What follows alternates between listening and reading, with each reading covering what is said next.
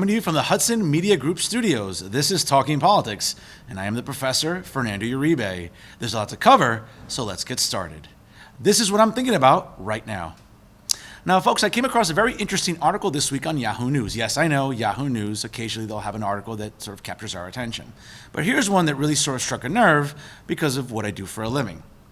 And it was reported this week that a recent survey of 1,000 Republican and even conservative-leaning college students had found that 73% of them had to hide their political views in the classroom because they were worried that exposing them could negatively impact their grades.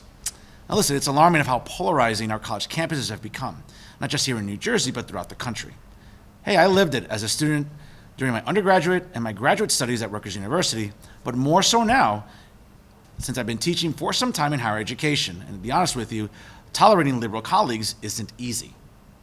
Now, sure, it's difficult for conservatives to get hired, but once hired, it's even difficult for them to get promotion and tenure, particularly within the humanities and even in the social sciences, where, let's be honest, the liberal orthodoxy reigns supreme. Now, College Pulse conducted an online poll at the end of August for a conservative campus news source, the College Fix, which had previously reported on its findings, and the poll did reflect some very interesting findings. Now, according to the Fix, the survey asked students, have you ever withheld your political views in the classroom for fear that your grades would suffer? Well, 73% of students who consider themselves to be strong Republicans or even strong conservatives said yes, as well as 71% of them who even identified as, let's say, moderate Republicans or even moderately conservative also ranked in with 70% of those saying yes. Now, the huge percentage of conservative students responding in this way is really disheartening. But it's not shocking, though. And there are numerous examples of professors and faculty on many college campuses, again, throughout New Jersey and even throughout the country, who have chosen to make their hatred for conservatives in any capacity widely known in the classroom. So, for example, students at Middlebury College recently apologized to students who were upset that a conservative speaker had been invited to campus and pledged to do more to prevent conservative speakers in the future. In 2017, a Clemson University professor declared in a Facebook post that, quote, all Republicans are racist and actual scum. In 2015, a journalism instructor at Mississippi State University compared a conservative students group to the KKK. Going back even to 2014, a University of Michigan department chairwoman published an article titled, It's Okay to Hate Republicans. Now, first of all, let me be very clear about the fact that I support the First Amendment.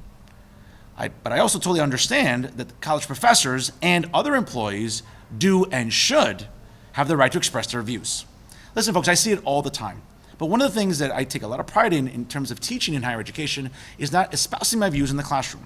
That's not what it's about. It's not about indoctrination. It's not about brainwashing. It's about, guess what? Teaching. And especially when you're teaching in the humanities and the social sciences, certainly students are going to have a lot to say and a lot of opinions to offer during discussions throughout every semester. And I've learned that. I learned it when I was a student, again, both undergraduate and graduate, and now teaching in academia. But one of the things I always promised myself, being an instructor, was I was never going to let my opinions influence my students in any way. Now, listen, we all live in this sort of digital world. Social media is anywhere and everywhere. Sure, my students can certainly Google me. They can look at my Instagram. They can look at my Twitter. They can look at my Facebook. And listen, they're pretty smart, and they can deduce where I lean ideologically. And I've always said that I'm very proud of being center-right. Sure, I can embrace some progressive ideals, such as supporting the LGBT community, holding corporations accountable, and even fair earnings in the workplace for both men and women. So I'm not totally right, I'm not totally left, I'm somewhere in the middle. But you don't really see them a lot of college professors. More so, again, within the humanities and social sciences, where, again, liberal professors really sort of like override and overfill the tank of the talent pool. But again, and this is the thing, that what really needs to be sort of hammered home here is the fact that, you know what, professors should take more care to keep their comments along the lines of policy. And listen, it's important to avoid demonizing entire groups of people based solely on the fact that they're on the opposite side of the political spectrum. I mean, truly, and let's be honest here, I believe that our country would be a better place if everybody tried to maintain this kind of civility. But for educators, they should especially want to do this. And especially they should want to adhere to it. Because for the sake of the students, what they're tasked with is teaching them, not indoctrinating them. Now listen, it's obvious how Republican students will be helped by this kind of approach as well. Why? Well, If such huge numbers of them are too uncomfortable to share their honest opinions in the classroom for fear of getting lower grades, well, you know what? Then, quite frankly, they're not getting the kind of educational experience that they deserve. No student should ever feel uncomfortable in the classroom. They should never feel that way, simply because they're Republican or libertarian or even maybe lean conservative, right? Don't we always hear that liberals talk about tolerance, not just only in academia, but sort of like in every aspect of sort of like everyday society? Well, the problem is that it's not always about practicing what you're preaching. And especially for a lot of liberal college professors, they're not doing that. Yeah, sure, they're tolerant, but they're tolerant about what they're hearing when they want to hear it. That's not tolerance, folks. That's being selectively sort of accepting of viewpoints. And that's, again, not sort of like the liberal mantra. And that's one of the things that I've always called out my liberal colleagues about, because the fact that they're not being consistent. They're just not. And one of the things is that, again, as I mentioned, after all, listen, let's remember, college needs to be a place where people can go and exchange in a healthy interaction of ideas and thoughts and opinions. And you know what? Let's be honest. Students should be able to express their opinions regardless of their background or any ideology that they wish to subscribe to. But you know what? At the same time, they should also be challenged. And this way, they can learn and they can grow. Let's be honest with everybody here. Republicans and even conservative students are missing out on that sort of valuable expression in the college experience. Which brings me now to my second point. And the fact is that the status quo doesn't just hurt Republican and conservative students, it also hurts liberal students as well. Think about it. If Republicans are missing out on sort of the valuable learning experience, right, of having their views challenged because they do not feel they can express them honestly, then liberal students are missing out on the same experience because they don't have anyone to sort of challenge theirs. And that's sort of like the bigger picture that's being lost here, folks. You know, yes, liberal professors want to sort of espouse everything they want in the college classroom, and liberal students will sort of like drink it up like Kool-Aid. But the problem is if there's no balance and there's nobody there to sort of challenge them, what are we learning? They're not ready for the real world. They're not ready to defend their viewpoints out, whether it be in academia, if they choose to pursue those careers, whether it's in the workplace or even in day-to-day living. So it's true, listen, many college campuses are indeed liberal echo chambers, where liberal students and liberal college professors are constantly reassuring each other of the correctness of the liberal position, without anyone ever exposing them to other points of view. Well, listen, this sort of environment will inevitably result, in the liberal students who graduate from these colleges never having had the experiences of defending their views or considering any other ones, which, let's be honest, leaves them ill-prepared to engage politically in any sort of real-world environment. And that very much does include people who feel differently, all right? And listen, in order to allow the students to have the most impressive and most expansive educational college experience available, well, guess what? These institutions should be encouraging its faculty and its professors specifically to demonstrate respect for people with different ideas. I've talked about this at length with my students, and I've talked about it at length during faculty meetings. You can't just talk about tolerance and accepting people's views when it's convenient. You either accept them or don't accept them at all. But this is sort of the thing that makes it frustrating to work in higher education. Now again, as I said, I'm not someone who's overly conservative or overly liberal. I tend to sort of be very in the middle about a lot of issues and a lot of ideas. But especially in the college classroom, you'll never know my ideas because I don't share them. That's not my job as an educator. That's not my job as a teacher. That's not my job as an authority figure to try to influence students in the most positive way that I can. I wish some of my colleagues would sort of follow my mantra. I'm not perfect, but I'm trying every day to be the best teacher and educator that I possibly can. I sort of lay out the challenge to my liberal colleagues. I hope you can do the same. And that's what I'm thinking about right now. On this week's edition of Talking the Hudson, which you can listen to live every Wednesday night at 9 p.m. by going to www.blogtalkradio.com/Talking the Hudson from any PC, Mac, smartphone, or tablet, was the chief prosecutor for Jersey City, Jake Hudnut. He had a lot to say, especially because he has such a sort of encyclopedic knowledge of the law, and more so because his court calendar always seems to be pretty busy in Hudson County's largest city. First off, we started talking about some of the ordinances being proposed in the downtown section of Jersey City, specifically Pedestrian Plaza, which stretches all along Newark Avenue, leading up to the Grove Street Path entrance. Again, this is an issue of interest for him because he lives in the downtown section, and also because his office is very concerned with quality of life issues that residents bring to his attention. Let's hear what he had to say. Sure. I did catch the opening. It's certainly a subject that's important to me because, one, that type of quality of life enforcement is my jurisdiction. And two, I actually live above the Pedestrian Plaza, And having been the past president of the Harsimus Cove Association, I certainly bring a personal and historical perspective to this debate. I can't comment too much on James's pending legislation, just as a member of the administration and having code and law enforcement duties. But what I will say, and what the mayor and I agree on, is that we can do better on enforcement in the plaza.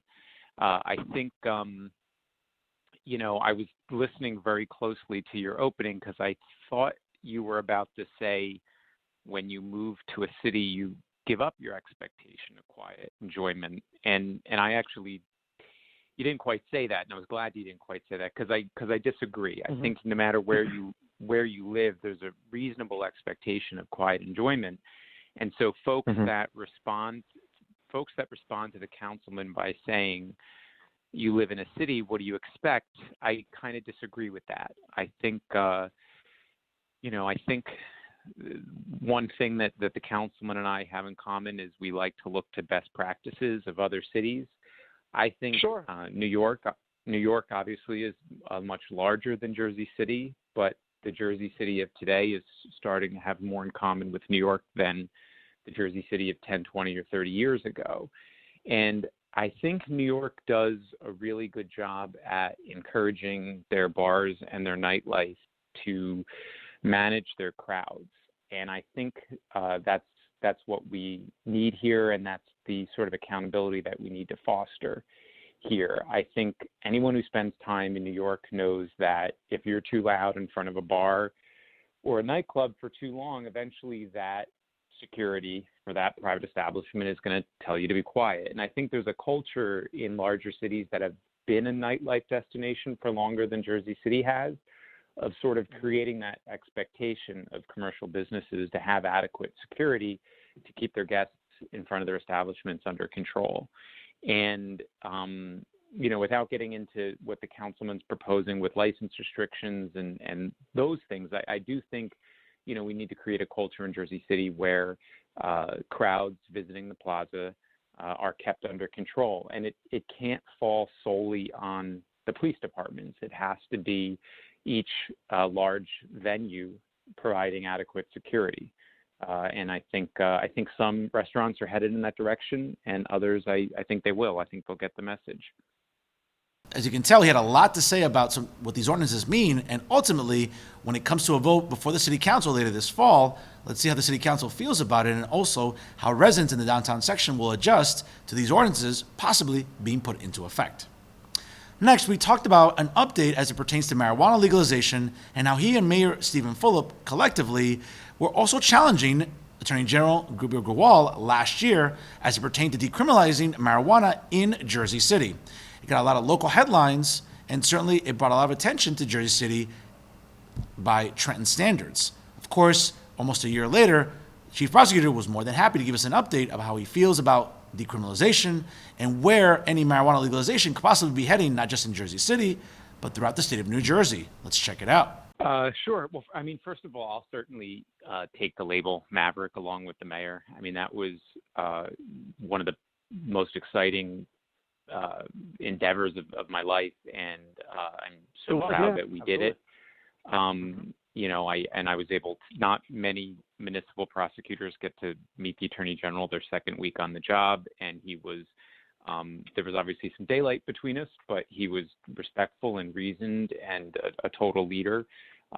And just to have the mayor, I don't know what other mayor in this state would stand so strongly behind a municipal prosecutor his second week on the job, let alone one you might remember was running on a different ticket than his a few months before that, when I ran for Wardy Council.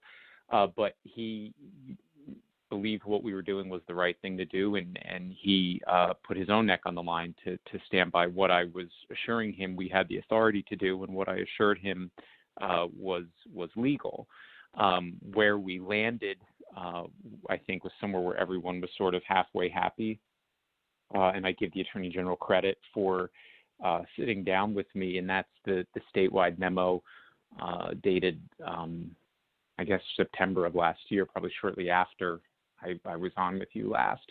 And basically, it sets out factors for downgrading and dismissals to get municipalities where our Jersey City policy got us sort of as a blanket policy. It was a win for me insofar as it confirmed that a municipal prosecutor had the discretion in the interest of justice to downgrade or dismiss a marijuana charge. And it just stopped short of allowing a prosecutor to say, hey, this is my policy going forward. You had to be able to articulate something specific about that particular case in front of you.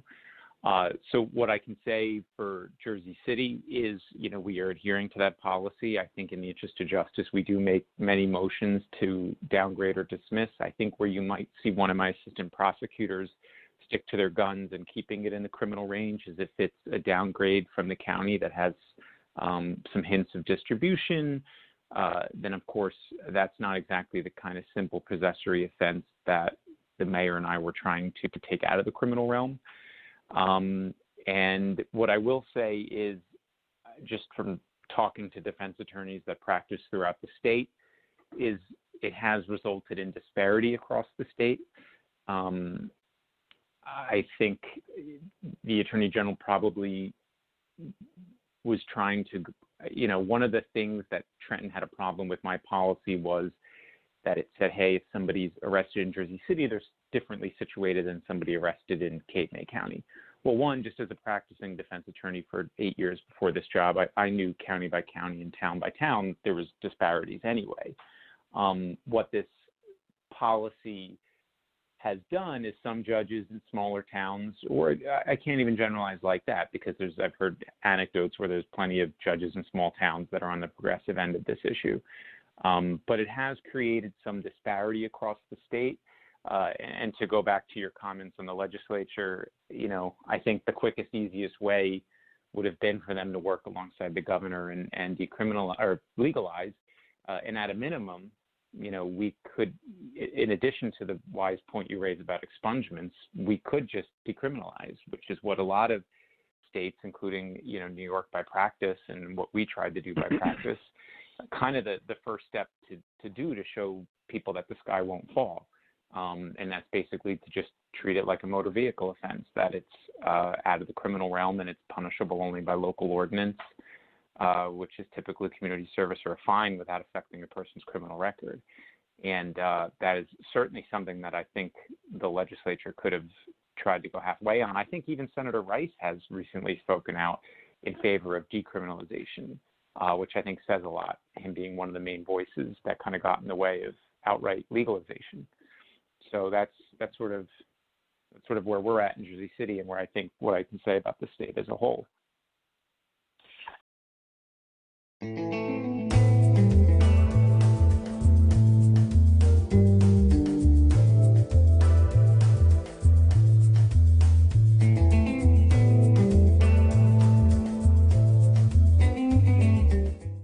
It was a very informative episode, to say the very least. Now, you can listen to it in its entirety once again by going to www.blogtalkradio.com/Talking to Hudson.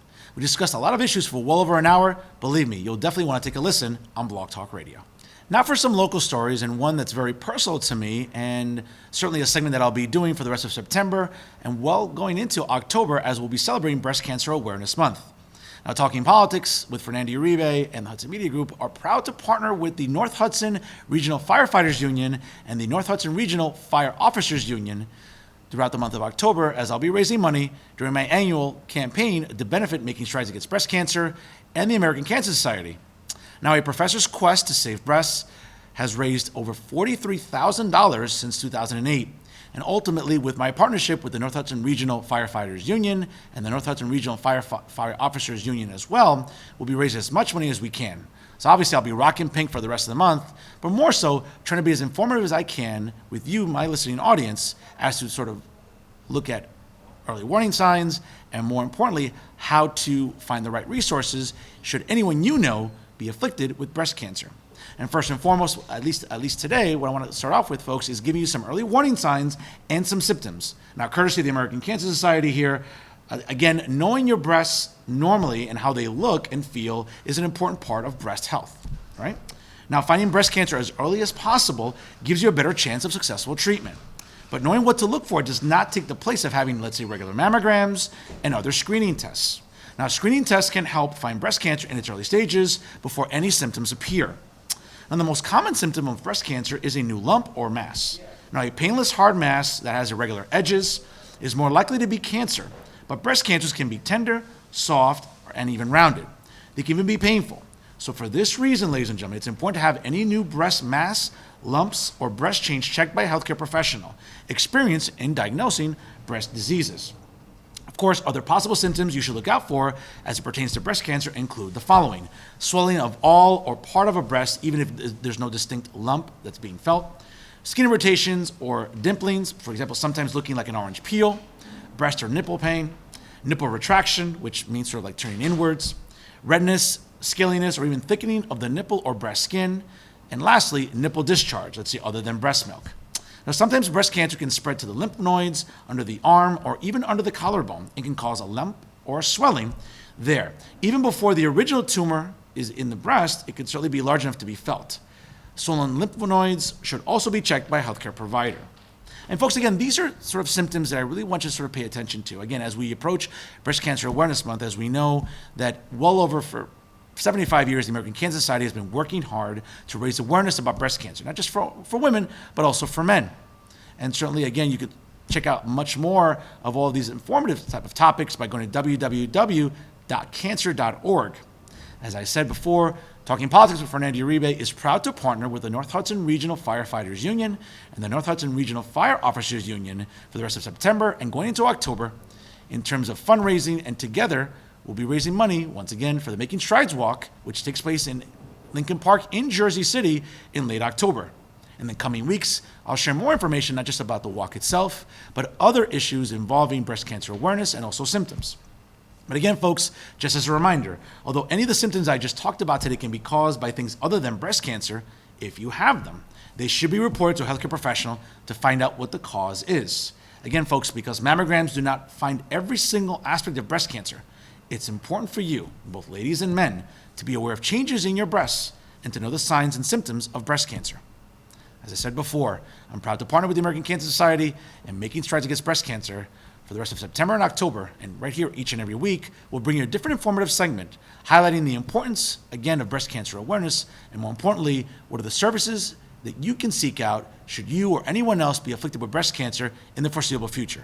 Here, ultimately, at Talking Politics, and also with the North Hudson Regional Firefighters Union and the Fire Officers Union, together, we can defeat breast cancer once and for all. In other local news, and folks, here's another very important cause that I want to bring to your attention, and hopefully it'll sort of galvanize you, as well as, let's say, friends and family, to sort of help make a difference about another deadly disease. Now, coming up on October the 5th, folks, at Liberty State Park, Alzheimer's New Jersey will host its annual Walk to Fight Alzheimer's in the North Cove Field area, right behind the ferry parking lot. Now, here's some details that hopefully you'll share and be made aware of. Now, again, participants of the walk are encouraged to wear purple to show support for over the 600,000 New Jersey residents impacted by Alzheimer's disease and other dementias. After the walk, there will be refreshments, music, and even some door prizes. Dogs are also welcome to join in the festivities as long as they remain on a leash. Now, there's no registration fee for the walk itself. However, fundraising is encouraged, and of course, it's vital to the success of the event. Now, the first 500 registered walkers will receive a promotional tote bag, and also walkers who raise $50 or more leading up to the event will receive a complimentary event t-shirt. And 100% of the funds raised from the walk will indeed support individuals and families in New Jersey's towns affected by Alzheimer's disease. Now, folks, one of the things that will be very interesting, again, as a reminder, the walk begins at Liberty State Park, which is located at 1 Audrey Zapp Drive in Jersey City. It begins Saturday, October the 5th, with registration at 8:30 in the morning. The kickoff rally will take place at 9:30 in the morning, and the actual walk itself will take place at 10 a.m. As I said before, over 600,000 people in New Jersey are afflicted by Alzheimer's and other dementias, including 180,000 individuals diagnosed with Alzheimer's and 448,000 family caregivers. Now, funds raised through the Walk to Fight Alzheimer's, comprised of 5 regional walks, will support programs such as care consultations, family support groups, the Alzheimer's New Jersey's helpline, community education programs, the Respite Care and Wellness Program, of course, the Always Safe Initiative, and the Clinical Trial Connection Program. Now, revenues generated by the walk themselves, folks, is crucial in the mission of Alzheimer's New Jersey's organizational stands to provide programs and community partnerships that increase the awareness and support the needs of New Jersey residents impacted by Alzheimer's and, once again, other dementias. Now, Alzheimer's New Jersey is an independent and a Garden State nonprofit organization, again, providing continuous support for individuals and families battling Alzheimer's and, again, other dementias in the state's communities. Now, one of the things, folks, that I have to sort of give a lot of credit to, and again, through the tireless dedication of the staff, all the community partnerships that they receive, professional partnerships that they also embrace, volunteers, donors, as well as friends and family. Alzheimer's New Jersey, again, is helping New Jersey families. Difficult sort of mission is to help everyone navigate these really tough times when it comes to sort of working for a cure to build better futures for families together. Now, again, I don't know if you know anyone that's been afflicted by Alzheimer's. It's a debilitating disease with no known cure. Yes, clinical trials have shown some results, but clearly not anything significant to ultimately end Alzheimer's once and for all. So again, if you're in the vicinity of Liberty State Park on Saturday morning, October the 5th, I urge you to come out and show your support. Wear purple, tell your friends and family, bring as many people as you can. Again, registration is free. Certainly fundraising is encouraged, but more importantly, folks, it's about wanting to make a difference. I don't know about you, but for me, I've never been afflicted with Alzheimer's in my family, and I'm even grateful to have my grandmother, who's 101 years old. And even yet, you know what? We always think about our grandparents, and sometimes we wonder if they'll be afflicted with this very deadly disease.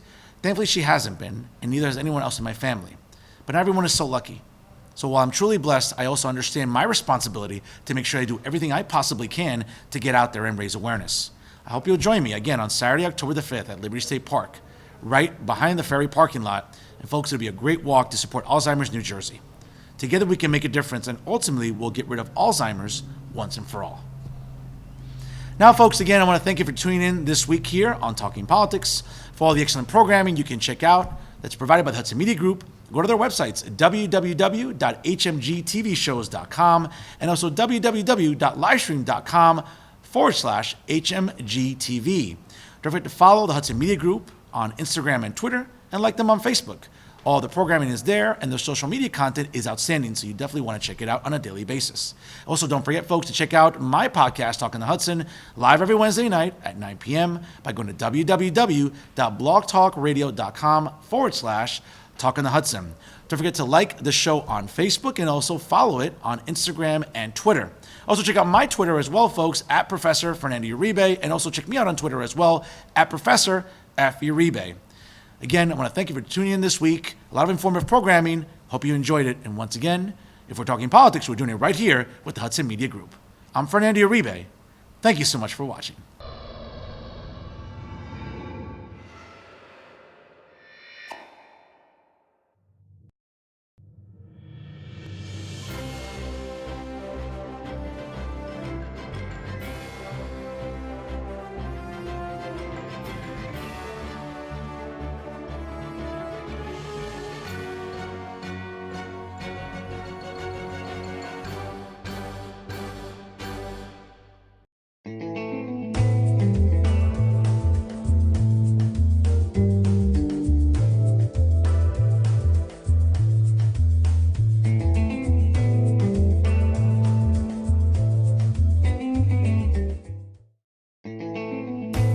Don't forget to catch Fernando's podcast at blogtalkradio.com/talkonthehudson. New episodes available every Wednesday night at 9 p.m.